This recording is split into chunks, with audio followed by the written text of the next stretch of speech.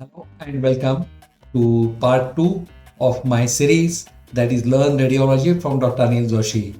The topic was radiation physics and production of X-rays. Since the topic was a bit lengthy, it's divided into two lectures.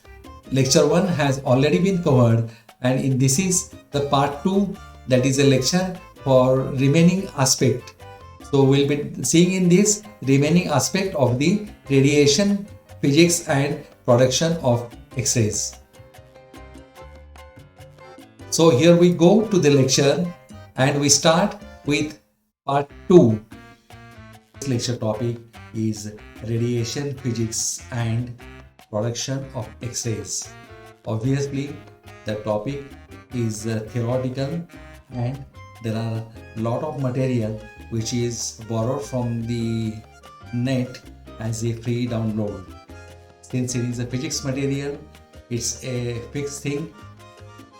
Most of the material which we have collected is royalty free and free of any royalties, or they are free downloads. Now here we go to the main topic after the disclaimers. The purpose of this video is purely meant for those who are learning radiology and want to know physics of X-ray, as well as those boys who are having MIT courses and aspiring to be a technician. So this topic is targeted at them and the depth of knowledge is selected accordingly. Now,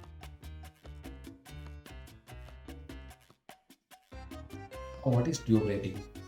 X-ray tube produces a heat at the target while in operation, measured in the heat unit as that is given in heat units are kVp into MA into seconds. So this gives you a tube rating.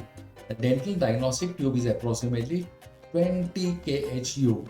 Heat is removed from the target by conducting to the copper anode and then to the surrounding oil and tube housing by connection to the atmosphere. Now, tube rating. Described as the longest exposure time the tube can energize for a range of voltage, and tube current, that is MA and kVp values, will decide it without risk of damaging. So how much kV you can give and how much MA you can give maximum is decided by the tube rating chart to safeguard the tube and to prevent it from heating and getting worn out. And do not impose any restrictions on the tube used for intraoral radiography concerned for extraoral exposures. So these exposures are different and they should not be mixed. Now these are the duty cycle. Now related to the frequency of which the successive exposures can be made.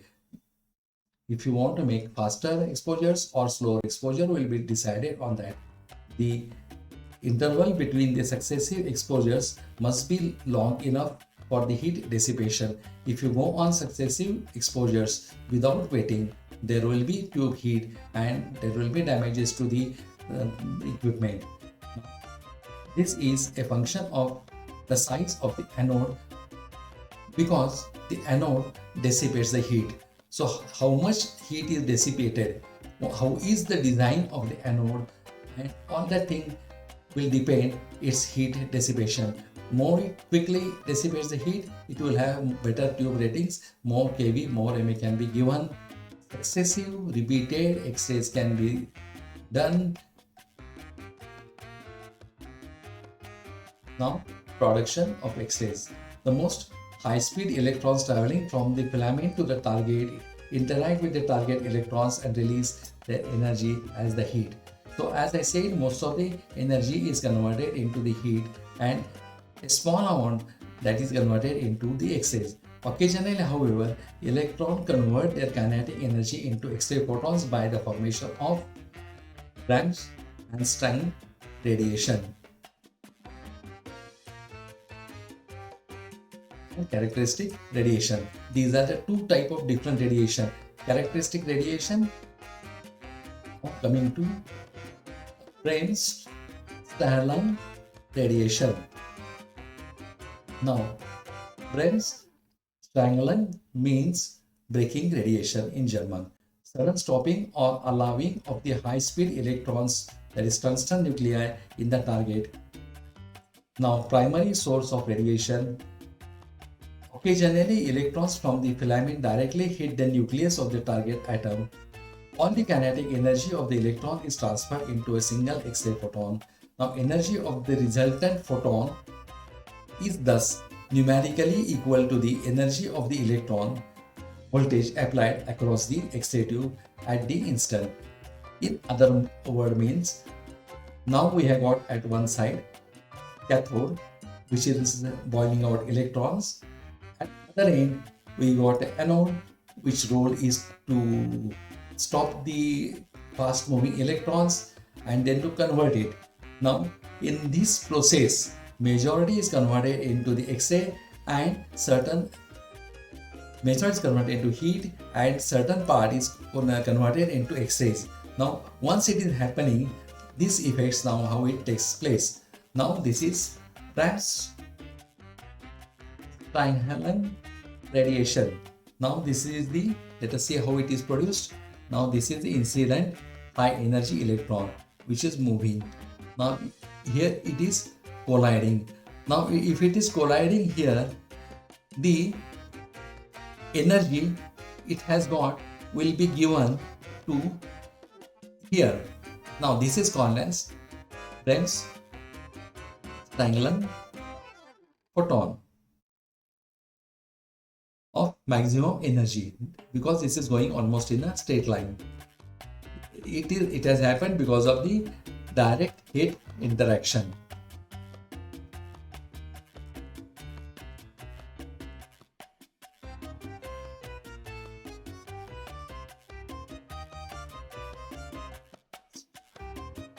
Bremsstrahlung radiation.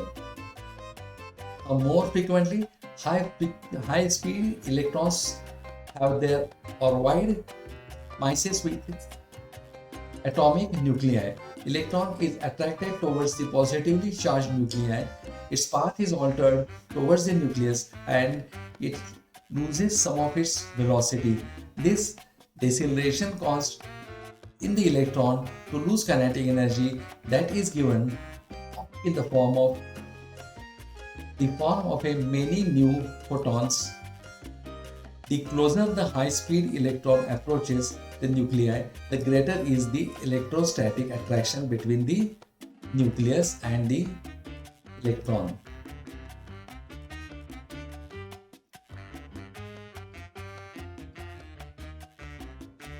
Now, Bremsstrahlung radiation is the energy of an X-ray beam that is usually described by the identifying peak operating kV. Now here it is seen as the diagram. This is the incident high energy electron is coming here. This is the high energy electron. Now here the collision has occurred. Now this is direct hit interaction. It has bound towards this side. Now this is an altered path of deflection decelerated electron. Now it will not have as high speed as that of the incident of this electron. And there is one more here. This is the Bremsstrahlung photon of the low energy. So this will result into the different energy levels.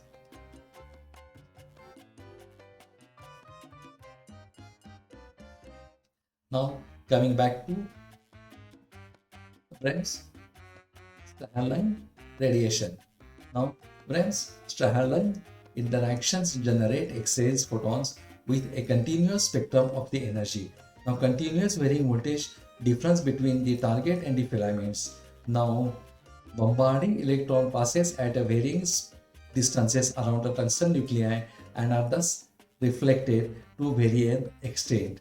And many electrons participate in many Bremsstrahlung interaction in target before losing its kinetic energy. Now coming to characteristic radiation. Characteristic radiation, it contributes by a small fraction of the photon in an X-ray beam. When incident electron ejects an inner electron from the tungsten target, an electron from the outer orbit is quickly attracted to the void in the deficient inner orbit. When the outer orbit electron replaces the dissipated electron, a photon is eliminated with an energy equivalent to the difference in the two orbital bindings energies. Now, the energies of the characteristic photons are discrete because they represent difference of the energy level of the electron orbital levels, and hence the characteristic of the atom is seen. Now this chart tells us about characteristic radiations. Now this is the incident high energy electron, now recoil electron,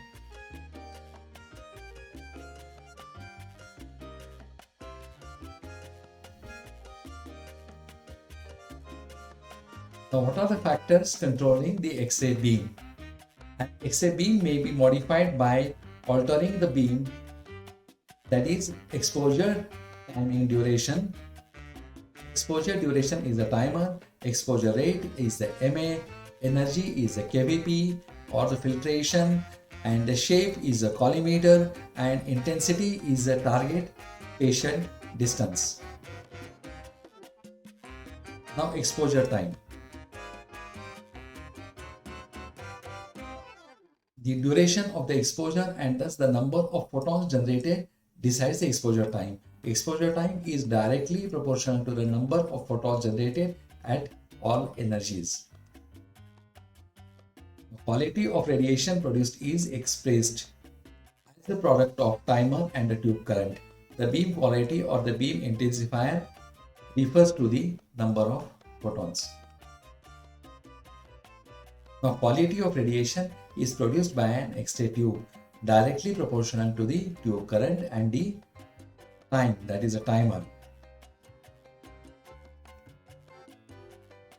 Now coming to tube voltage, kVp. Tube voltage is directly proportional to the energy of each electron which strikes the anode target. Thus, there is increased efficiency of the conversion of electron energy into the X-ray photon, and there is increase in number of photons generated, their mean energy and their maximum energy. This is shown in this chart. Now, what is half value layer? It is a thickness of an absorber such as aluminium required to reduce by 1/2 the number of X-ray photons passing through it. Now, second is the beam quality, refers to the mean energy of an X-ray beam. Now, filtration is the X-ray beam consisting of a spectrum of the X-ray photons of the different energies. The energy of photons should be sufficiently high to penetrate the atmospheric structures and reach the image receptors. Now, low energy photons cannot reach the receptor and contribute to the patient's exposure, that is risk without any benefit. So these low energy photons should be removed from the beam, that is by the filtration. So what applies to the filtration is to keep the X-rays which are useful, keep those who are going to contribute for the quality, and remove those who are just going to increase the radiation without being any positive effect. Now this is the filtration. Now there are two types of filtration. Inherent filtration, that is primary beam passes through the glass of the X-ray tube, the insulating oil and the tube head seal. This is the inherent filtration. Approximately it is equivalent to 0.5 to 1 mm of aluminium. And second is called as added filtration. Added filtration is a placement of the aluminum disc in the path of X-ray beam. The aluminum disc may be added in 0.5 mm of increments. The total filtration is equivalent to inherent plus added filtration. So 1.5 mm of aluminum up to 70 kV we use as a filtration, and 2.5 mm of aluminum we use for the higher.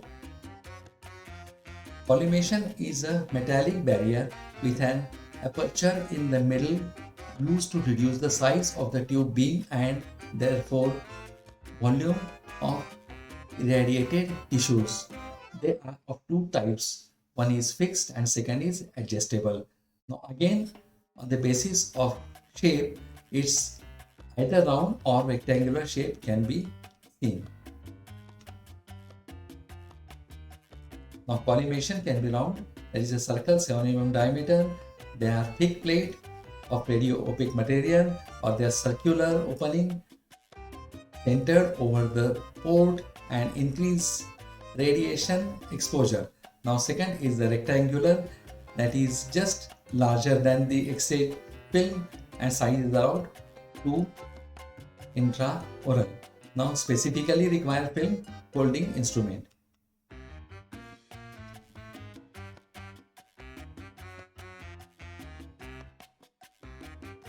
Collimation improves image quality. It reduces scattered photons, that is Crompton scattering. It reduces the exposure area and thus the number of scattered photons reaching the film are reduced. Now intensity. Now target patient distance. Intensity of an X-ray beam, that is the number of photons as per cross-section area of the exposure time. It is inversely proportional to the square of the distance from the source. Now here it is shown.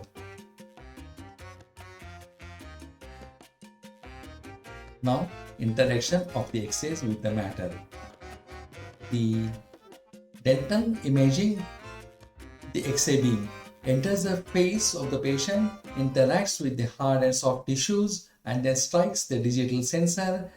As the beam goes through the patient, it's attenuated and the X-ray photons are either absorbed, scattered, or there is no interaction or passes through.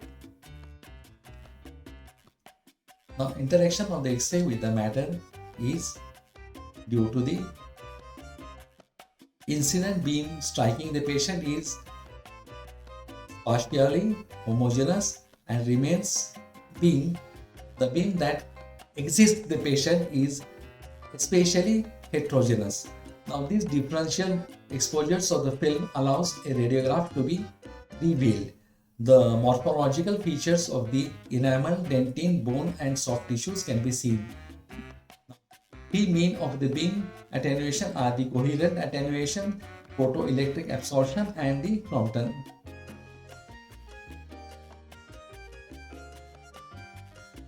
Now coherent scattering.